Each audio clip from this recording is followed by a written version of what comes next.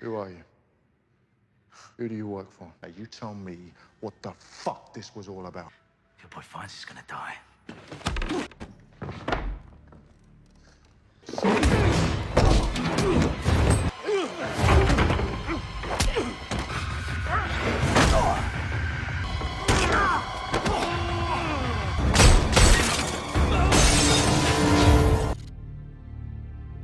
Back in 1980, Danny was a feared contract killer, infamous for charging outrageous fees to take on assassination jobs. Because of his refined, calculated methods and the way he could make every murder scene look like an accident, his reputation spread quickly, and demand for his services only grew. On what began as a routine day, he accepted yet another assignment. This time, he and his three trusted companions, Hunter, Davies, and Meyer, were ordered to eliminate a wealthy tycoon in Mexico. They had spent weeks preparing, hiding, and waiting for the perfect opportunity to strike. The operation started when they detonated the lead security vehicle, cutting off the convoy. Hunter floored the accelerator, shifted gears rapidly, and blocked the escape car behind them. He jumped out with his weapon, firing shots that forced the driver to surge forward. That's when Danny shot out the tires, leaving the car disabled. He planted an explosive to blow open the vehicle's door, then silently dispatched the two bodyguards and their employer amidst the chaos. But in the middle of his flawless execution, Danny suddenly hesitated. His eyes landed on a nearby child, and for the first time, guilt pierced through him. That moment of weakness cost him. Police units arrived and fired, wounding him in the shoulder. Hunter immediately rushed to drag him out, and Davies pulled up in the getaway vehicle at the last possible second. They barely escaped alive. The mission was technically a success, but it left a deep scar on Danny's conscience. Shaken by the sight of the child and the growing guilt, he decided it was time to quit his bloody profession for good. A year later, Danny returned to his native Australia. With the money he had earned, he bought a farm where he raised fish and grew vegetables, living a peaceful life alongside his girlfriend, Anne. The tranquility seemed like the happy ending he had been craving. But one day, everything changed when a letter arrived. Inside was a photograph of Hunter, beaten down and held captive, barely recognizable. Seeing his old friend in such a miserable condition, Danny was torn, but eventually his loyalty outweighed his desire for peace. He resolved to rescue Hunter. Following the address provided in the letter, he traveled to Oman, where an agent named Asen guided him to the hideout of a powerful oil sheik named Amr. Amr explained his story. Western powers had been trying to seize control of his oil-rich lands, plunging his territory into war. His three sons had been assassinated by highly skilled mercenaries, and only his youngest son had managed to rescue him and help him flee across borders. After years of secret investigation, Amr finally discovered the culprits, three former elite soldiers, each extremely dangerous. On his own, he was powerless against them. With death looming from a terminal illness, Amr was desperate for vengeance. He had offered $6 million to hire an assassin, and Hunter had taken the contract but failed, leaving Amr furious. Now the only way for Danny to save his friend was to complete the mission himself. He would have to kill all three men, disguise their murders as accidents, film confessions to prove their guilt, and finish it before the sheik's time ran out.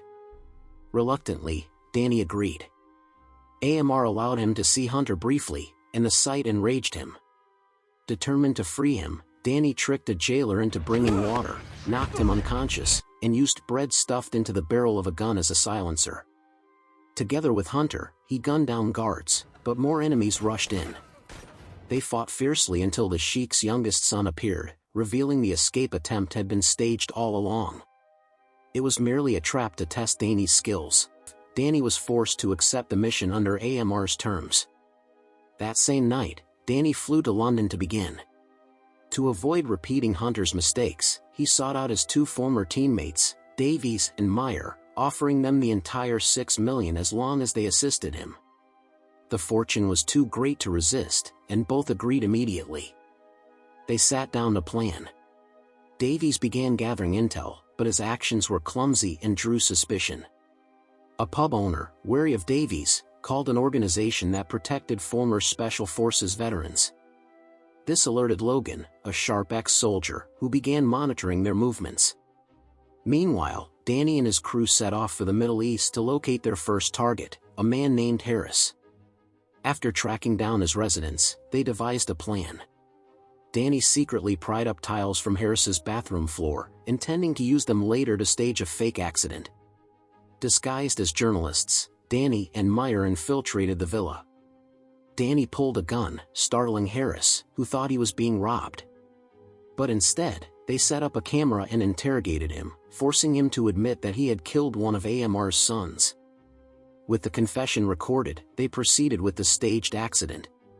Shampoo was poured on the bathroom floor to make it slippery, and the rigged tiles were used to strike the fatal blow. Harris's girlfriend arrived unexpectedly, complicating matters, but despite her screams, the mission was completed. The first target was eliminated. The second target, Craig, was still an active soldier. Outside of his service, he spent his days visiting his elderly, hospitalized wife. To prepare, Danny disguised himself as a dentist and stole anesthetic drugs, but as he left, he crossed paths with Logan. Logan recognized him from photos taken by his subordinate and instantly knew something was wrong. A chase broke out, leading to a brutal hand-to-hand fight. Both men were highly skilled, trading blows in a tense battle. Danny only escaped by delivering a crippling strike and fleeing.